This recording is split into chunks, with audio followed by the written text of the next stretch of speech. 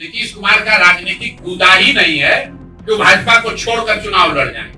वो भाजपा के संसाधन से, भाजपा की मदद से चुनाव लड़ते हैं, लड़ने के बाद पलटते हैं। आप तो यहाँ लंबी पत्रकारिता किए हैं, आप बता दीजिए जब नीतीश कुमार कोई चुनाव बिना भाजपा के लड़े हो। अब तेजस्वी को भैया मुफ्त में मुसलमानों का वोट लेने का आदत लगा है। एक चीज आपको बता दें कि भाजपा जो है बिहार में, इनसे ज्यादा कायर, इनसे ज्यादा डरपोक, इनके जैसा नेतृत्व विहीन कहीं भाजपा का यूनिट पूरा देश में नहीं होगा। इनको कोई, आप जिस सर्वे की बात कर रहे हैं सी वोटर वाला, उसमें देख लीजिए कि भाजपा के नेता सम्राट चौधरी को कै % वोट आया है। ये बीजेपी के नेताओं को नीतीश कुमार ने दौड़ा दौड़ा के लाठी से मरवाया, और इन लोग का इतना हिम्मत नहीं है कि अपना सुरक्षा कर सके, एक दूसरे की क्या सुरक्षा करेगा। बाबा बागेश्वर क्या बिहार के हैं? क्या वही देश चलाते हैं? क्या संविधान उन्हीं के कहने से चेंज होगा? अरे भाई, हर व्यक्ति अपनी भावना व्यक्त करने के लिए स्वतंत्र है, लोकतंत्र है। बाबा बागेश्वर भी आए हैं, अपना कुछ बोल रहे हैं, जो बोल रहे हैं उनके समर्थक उसको सुन सकते हैं, उस पर टिप्पणी कर सकते हैं। लेकिन देश किसी बाबा के कहने से थोड़ी चलता है। देश चुने हुए प्रतिनिधि, जनता के द्वारा चुने हुए प्रतिनिधियों के द्वारा चलता है। देश का कानून संसद में बनता है, किसी बाबा के दरबार में तो बनता नहीं है। देश जो है वो संविधान से चलता है। अभी आप हिंदू राष्ट्र की जो मांग रख रहे हैं, ये कितना उचित है आपके नजरों में? और संविधान संशोधन करके वो मांग रहे हैं, आप सवाल पूछ रहे हैं, यही हास्यास्पद है। इस देश को बनाने वालों ने, इस देश के फाउंडिंग फादर्स ने जब इस देश को सेकुलर राष्ट्र के तौर पर बनाया है, तो आप और हम कौन है हिंदू राष्ट्र की बात करने वाले? क्या ऐसे मांग करने वाले लोग गांधी जी से बड़े समझदार हो गए? क्या गांधी, नेहरू, पटेल, सुभाष चंद्र बोस, बाबा साहब अम्बेडकर, इन सबसे बड़े यही लोग हो गए? और अभी तो लोकसभा का चुनाव हुआ, लोकसभा के चुनाव में जनता ने अपना मत दिया, कहा कि भाई भाजपा वाले रूल करो, लेकिन लिमिट में रह के रूल करो। अगर संविधान बदलने की बात करोगे तो जनता उसको स्वीकार नहीं करेगी। जो बात संविधान में आधारभूत बातें बताई गई हैं, उसमें संशोधन की कोई किसी को हिम्मत नहीं है। अगर होगा तो पब्लिक उसको उस हिसाब से निपटेगी, आप चिंता ना करिए। लीगल एक्शन होना चाहिए उनके बयान के लिए। अरे भाई, क्यों इतना तूल दे रहे हैं? उनके बयान को पूछ कौन रहा है? उनके बयान के आधार पर 13 करोड़ जनता थोड़ी ना वोट देती है। बीजेपी उनके बयान का समर्थन कर रही है। तो बीजेपी कर रही है तो बीजेपी जाएगी वोट लेने, तो जनता बताएगी। आप ये बताइए कि बीजेपी अगर उनके बयान का समर्थन कर रही है कि हम संविधान को बदलकर यहाँ पर हिंदू राष्ट्र बना देंगे, तो फिर रोज प्रधानमंत्री और अमित शाह जी क्यों कह रहे हैं कि नहीं हम संविधान से एकदम बंधे हुए हैं? कौन बीजेपी में उनका समर्थन कर रहा है? कौन समर्थन कर रहा है? प्रधानमंत्री ने तो कहा नहीं, अमित शाह जी ने तो कहा नहीं, पार्लियामेंट में भाजपा को दम है तो कह दे कि हम हिंदू राष्ट्र लागू करेंगे, हम संविधान बदल देंगे। हमने तो सुना नहीं। अब कौन कहाँ क्या कह रहा है? कोई कर्नाटक में कह दिया, कोई अयोध्या में कह दिया, कोई बाबा के दरबार में कह दिया, उससे क्या लेना देना है भाई? वो तो कोई कहीं बैठ के कुछ भी कह सकता है।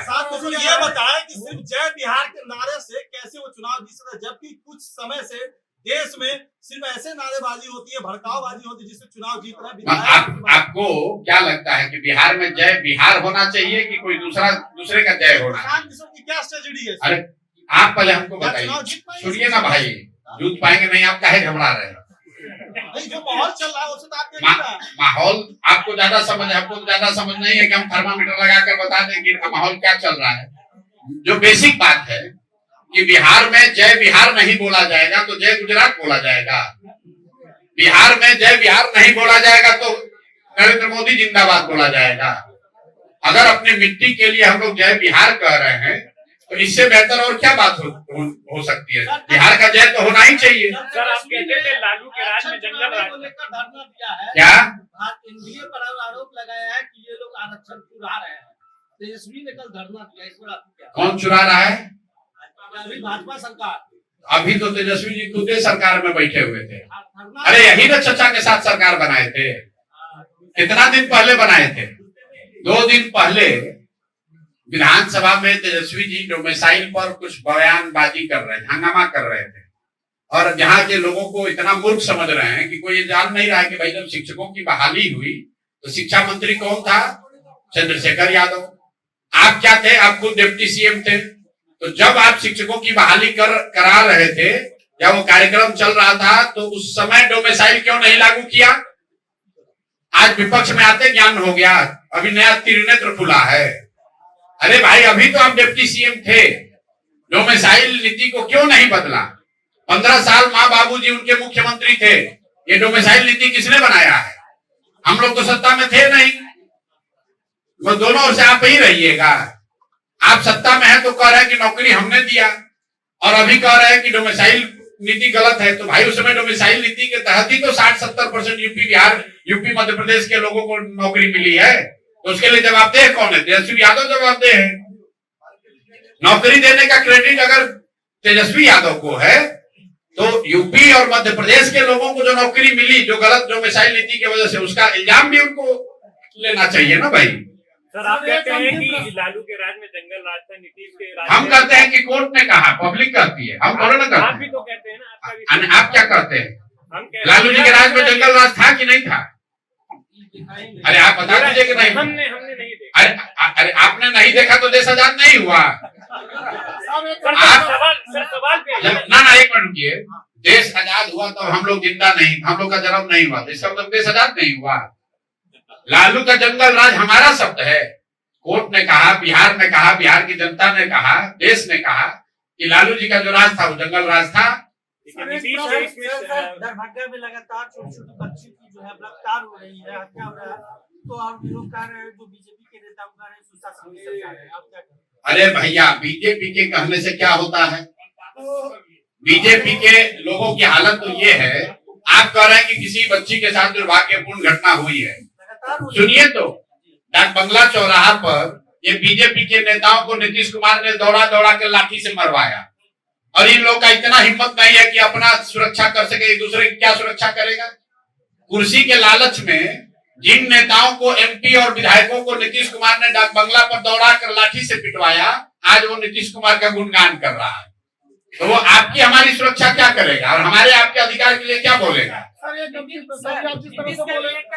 एक चीज आपको बता दें कि भाजपा जो है बिहार में, इनसे ज्यादा कायर, इनसे ज्यादा डरपोक, इनके जैसा नेतृत्व विहीन कहीं भाजपा का यूनिट पूरा देश में नहीं होगा। इनको कोई, आप जिस सर्वे की बात कर रहे हैं, सी वोटर वाला, उसमें देख लीजिए कि भाजपा के नेता सम्राट चौधरी को कई % वोट आया है। तो फिर तेजस्वी क्यों कहते हैं कि आप भाजपा के बीच में? अब तेजस्वी को भैया मुफ्त में मुसलमानों का वोट लेने का आदत लगा है। नहीं, आप सुन तो आ तो रहे उसी पर, आपको मुफ्त में वोट आदत लगा है कि मुसलमानों को डराओ कि भैया हमको न दोगे तो भाजपा आ जाएगी, तो बेचारा मुसलमान मजबूरी में वोट दे देता है। अब उनको दिख रहा है कि जितना सब राजनीतिक बंधुआ मजदूर था, जो हमारे लालटेन में किरासन तेल बन के जल रहा था, उसको एक दूसरा रास्ता दिख गया जो इससे बेहतर रास्ता है, जिसका नाम है जनसुराज। तो लालटेन से किरासन तेल निकलेगा तो लालटेन तो फकफकाएगा ही ना भाई, फकफका के फिर थोड़े दिन में बंद हो जाएगा। तो तेजस्वी यादव की जो लालटेन है, जिस दिन मुसलमान उस लालटेन से निकल गए, किरासन तेल निकल गया, उस दिन उसका बूझना तय है, इसलिए वो घबरा रहे हैं और घबराहट में कुछ बोल रहे हैं। सर एक बात अभी आपने लगातार बोला है कि भाजपा जो है नीतीश कुमार को सीएम पद नहीं देगा, एनडीए नहीं देगा, तो क्या नीतीश कुमार को आप ये सेशन दे रहे हैं, डरा रहे हैं कि नहीं आप जल्द से जल्द पाला बदल लीजिए? अरे भैया उधर लालू अब नीतीश कोई दरवाजा नहीं खोला है यार। पहले एक तो एक चीज आप लोग रिकॉर्ड पर नोट कीजिए, नीतीश कुमार आज तक जीवन में कभी भी भाजपा को छोड़कर चुनाव नहीं लड़े हैं, एक्सेप्ट 2015 जब मैंने लड़ाया था उनको महागठबंधन में चुनाव। नीतीश कुमार का राजनीतिक कूदा ही नहीं है कि भाजपा को छोड़कर चुनाव लड़ जाएं। वो भाजपा के संसाधन से, भाजपा की मदद से चुनाव लड़ते हैं, लड़ने के बाद पलटते हैं।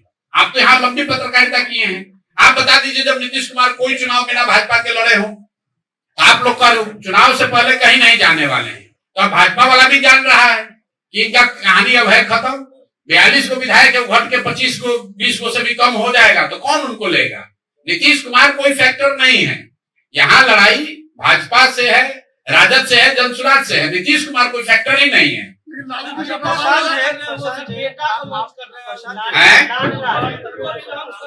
आपसे बोले हैं, अरे चर्चा में तो बहुत चीज है। नीतीश कुमार जी आपसे बोले हैं कि हम अपने बेटा को लॉन्च कर रहे हैं। जदयू में पोस्टर तो हम यहाँ पर डोनाल्ड ट्रंप का लगा देंगे, तो क्या डोनाल्ड ट्रंप आ रहे हैं दरभंगा में चुनाव लड़ने? भाई जदयू ने कोई आधिकारिक बयान जारी करके कहा कि नीतीश जी के लड़के आ रहे हैं, आप लोग जबरदस्ती कुछ भी चला देते हैं। अरे भाई ऐसा है, रुकिए, जो व्यक्ति राजनीति में नहीं है उस पर कोई टीका टिप्पणी नहीं करेंगे, नीतीश जी के लड़के पर भी नहीं करेंगे और लालू जी के भी उन बच्चों पर नहीं करेंगे जो राजनीति में नहीं है। तो बेकार की बात न करें। अभी तक जदयू ने या नीतीश जी ने कहीं पर आधिकारिक या गैर आधिकारिक तौर पर उन्होंने ये नहीं कहा है कि नीतीश जी के लड़के पॉलिटिक्स में आ रहे हैं, और अगर आए भी तो क्या दिक्कत है।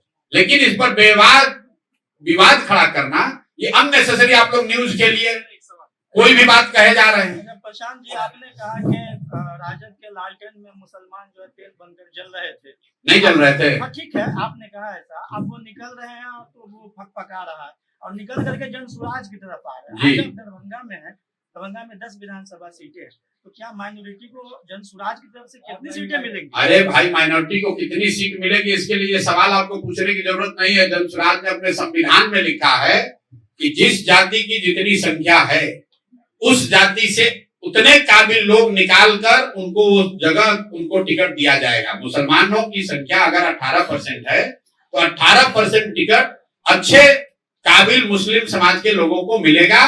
दरभंगा में भी मिलेगा, अररिया में भी मिलेगा, बक्सर में भी मिलेगा, चंपारण में भी मिलेगा।